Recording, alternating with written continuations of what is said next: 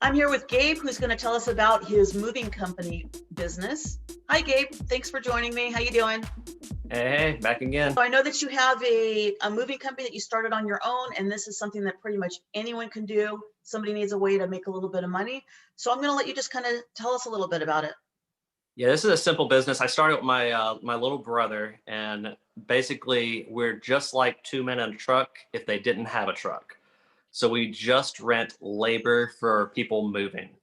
It's real simple business to start. There's a website that you can start off with. It's owned by U-Haul called movinghelp.com. They can literally pan down to the bottom of the page. You'll see where you can sign in and you become a helper to help load and unload U-Hauls. And U-Haul sells that service at the end. Whenever you rent a truck, you'll see where they said you need a helper to help load and unload.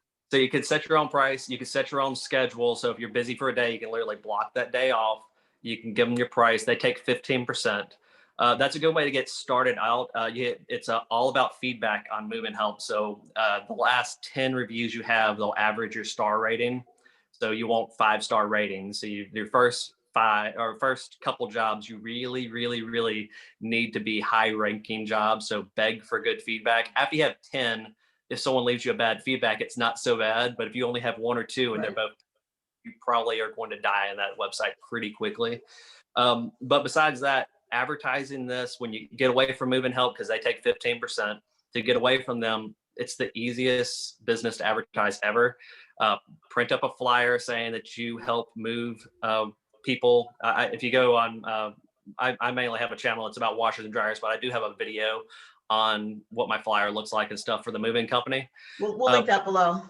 If you just kind of copy what I did on that flyer and just explain that you just help load and unload trucks, that's an extremely common thing to happen. People will move in from another state. They had people help them load on one end. Now they're in a new place that they don't know anybody and they just need help unloading. It's really common. The places they go to are usually storage units and apartments. So apartments with managers at the front that have little buildings, you want to go in, talk to them, be friendly with them, hand them flyers, explain that you help people move in and out. Same thing with storage units. Go to the ones that have managers at the front, explain what you do, hand them flyers, hand them business cards. And in my area, there's a lot of them, even though it's a college town, it's a smaller town, but there's a lot of apartments, a lot of storage places. You just go around, hand out every 3 months, do that. You don't want to be quite every month. About every 3 months is a good way to make sure you're fresh in their brain. Do that for about a year. And then after that, I would do it every other, like maybe every 6 months. And then you'll have more business than you could ever imagine. It's crazy. When we were first starting off, we did a 80-mile radius of where we were. And after that, we stopped doing that because how far we would have to go for jobs. But honestly, you could just stay, if you're in an okay sized town, you could just stay within a few minute radius. So this is literally a business you could start with. There's no money at all, no upfront costs. It's just your labor. Yeah, a dolly is nice and a ramp is nice as well. We always carry those two things, but definitely a dolly and a ramp. And avoid, especially in the beginning, I would always ask the same question, and it's what's your heaviest item you have? And if they say pianos or pool tables or gun safe, in the beginning, I would avoid those jobs. You can do it later because you can charge a lot for those items. Those are specialty items and you charge more for them. But I would avoid those in the beginning. I think those you have to be a certain company, a piano moving company, pool table moving company anyway. That's a lot of work. Do it. You can have them sign a waiver. Some pianos are not actually very heavy and some are. So I always give them the example whenever they call, oh, you have a piano. How tall is it? Would you say it comes up to your waist or your shoulder? The main thing. If they say shoulder, that's a very heavy piano. If they say just a little over their waist, those actually aren't that bad. And you just lift them up and have someone slide a dolly underneath them, a little floor dolly. Just make sure you're not scratching the floor. Usually you'll be putting down pads or cardboard or something to run over the floor so you aren't marring the floor. But it's best just to avoid them at the beginning and get really good at craft before you move on to something that's special, because you usually only make $100 a load or $100 unload extra. So do you work by yourself? Do you work with someone else, or either one? I work with my brother. We started it when we were teenagers, and then we kind of kept doing it all the way through our 20s. And we still get calls, and we'll still do jobs every once in a while. But I'm getting a little too old for it now. But I would recommend having a partner and just split with them. Our minimums are really easy. That's the main thing on the phone when someone calls is they want a price. So you just tell them what your minimum is. Our minimum now is 3 hours, but it used to be 2 hours, and we tell them to be 210 for 2 hours, and that was our minimum, and then 95 an hour for additional hours. Now So, it's 25 for a 3 hour minimum because I don't like to go out unless it's a decent sized job. yeah. So what's the best way for somebody to find a partner that if they don't have anyone, they don't have a brother that can help them? You could always pay somebody. We paid some guys. It's hard because they kind of have to be not quite on call because you're scheduling, but as long as you think they're dependable, they aren't going to hurt themselves.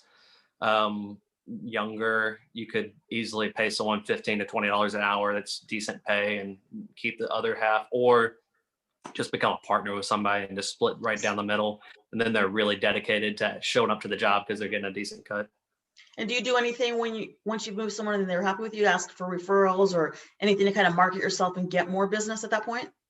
Yeah, we have business cards I got from Vistaprint. At the time, it seemed like a lot of money, but we had them forever. They're magnetic business cards. And I always take the magnetic business card at the end. I was like, oh, just so you know, I'm going to, on the side of your fridge right here, I'm going to stick this. And next time you go to move, remember to give us a call. And if you put it on the front, they're going to probably throw it away. But if you stick it on the side, they probably won't care. They'll forget about it. And then whenever they move again, you'll get that job. We've moved some of our customers 5, 6 times. Some people move around a whole lot, especially apartment people. They'll hate the apartment. They'll move to another apartment. Their friend will come into town. They'll move into an apartment, and then eventually they'll move into a house. Usually that's how apartment people are. And so you'll move apartment people several times. I love it. That is a great tip.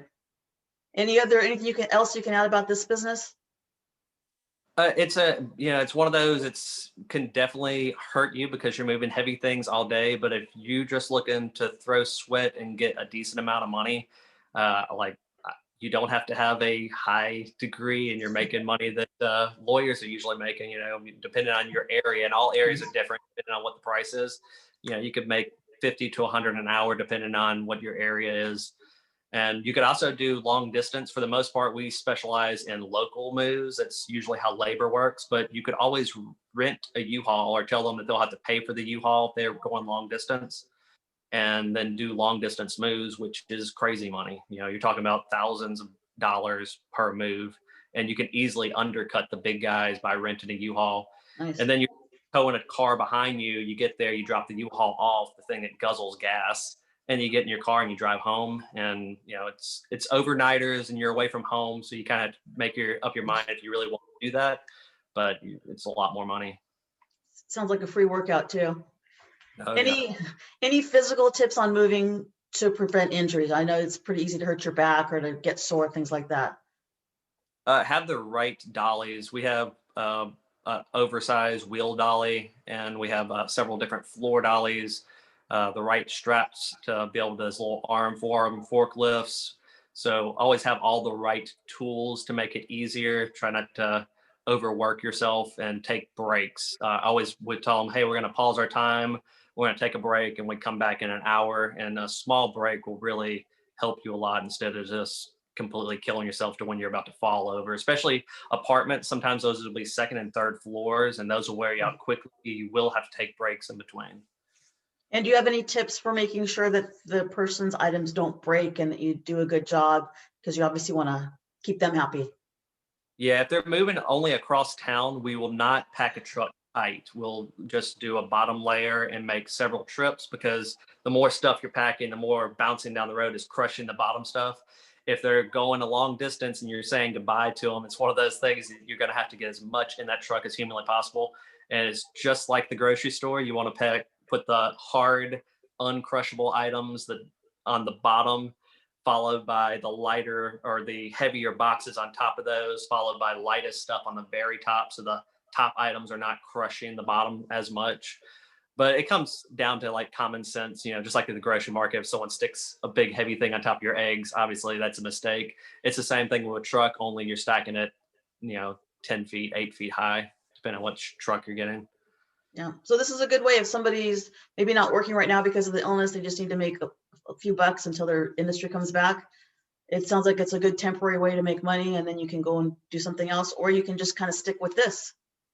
Oh yeah, if you think and the one tip I would give is I would not use your personal number on any business. You can get a Google number or just an extra number. That way, later, if you decide you want out of this business, you won't just constantly get calls. I still to this day get calls on my personal phone from handing out business cards years ago, even though I have a different number. Definitely a good way to start off. First thing before you do anything else is get a separate number for this business. Great advice. Well, thank you for that. I think this is going to help some people. Any other last words on the moving business? That's a good one. If you're younger and you really want to kind of make some extra money, you're in college, this is a great business to make some extra money with your buddies. You can set your own schedule. So there's not a whole lot of businesses that are like this, especially that you could literally advertise one week and have jobs the next.